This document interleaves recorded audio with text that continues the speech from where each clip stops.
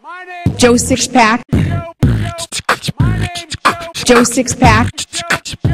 My name's Joe Six-Pack. Joe. My name's Joe. Joe Six-Pack. My name's Joe. Joe Six-Pack. My name's Joe. Joe Six-Pack. My name's Joe Six-Pack. My name's Joe. Joe Six-Pack.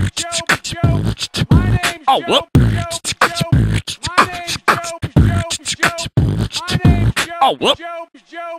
My name's Joe. My name's Joe Biden. I'm from Scranton, Pennsylvania. I'm a senator because the first guys to endorse me in 1972 were the United Steelworkers of America. The only reason I'm a senator. This is my wife, Jill, or actually I'm her husband. And I'll introduce the next two people in their order of importance. The first and most important part, Michelle Obama. Did you hear her speech at the convention? I tell you, man, I always liked Barack, but I love her. And a guy I know you don't know much about, he doesn't draw very big crowds or anything like that.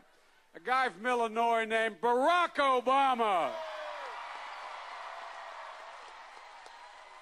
Okay, you guys.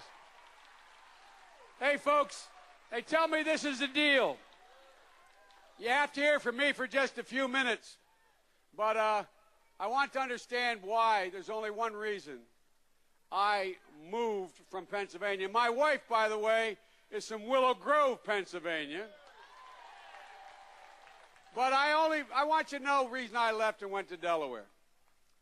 It was real simple. I lived in a place called Greenridge in Scranton, Pennsylvania, North Washington Avenue. And 7 blocks away, there was a family called the Caseys. And there was a guy named Bob Casey, and then there was Bobby Casey. Bob Casey was 12 years older than me, and Bobby Casey was 12 years younger than me. And I knew somebody famous was going to come out of Scranton, and I sure in hell knew it wasn't going to be me. So I left. Where's Bob Casey? Hey, Bobby, how you doing, buddy? He's the real deal. Look, folks, I'm not going to take a lot of your time because you're here to hear the main event. I just want to tell you one thing straight up here. When Barack Obama asked me to join him in this effort to literally fundamentally change this country, I was excited and happy to accept his offer to join him. Because you guys know as well as I do, and Barack knows, Michelle knows, Jill knows, there's never been a time since I've been around where so many people have been knocked down and this government has paid so little attention to the fact that you've been knocked down. There's never been a time since I've been alive where we find ourselves so isolated in the world and dug in such a deep hole economically that it's going to take a heck of a lot to get out of it. But one thing I was convinced of, and I'm convinced of to the core of my being, and that is Barack Obama. Barack Obama understands, not because he's a smart senator, not because he has all this wisdom, which he does, but a simple proposition. When you're raised by a single mom, putting her way through school, and on occasion having to go to food stamps to make it, when you're raised with your sister by a mom who teaches you that you can be anything you want to be in America if you work hard enough at it,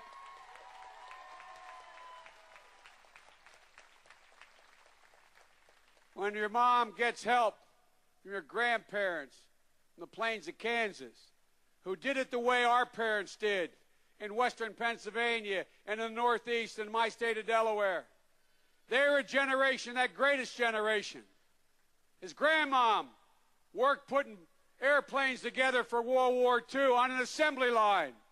And then after she got off that assembly line after the war was over, She started off in a secretarial pool, and she busted her neck. She busted her neck, and guess what? In spite of the time in those days, women didn't get much of a shot. She worked herself up to be vice president of the organization she was working for. That's what he knows.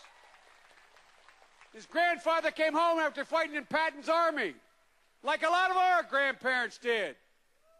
And he came home, and the government was there and said, look, we got a deal for you.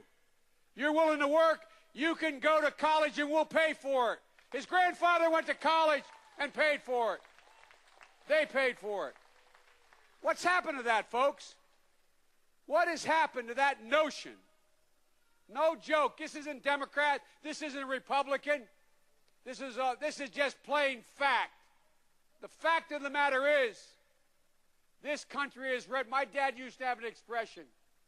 He said, success is not measured by whether you get knocked down. It's measured by how quickly you get back up. America's ready to get back up. America's ready to get back up.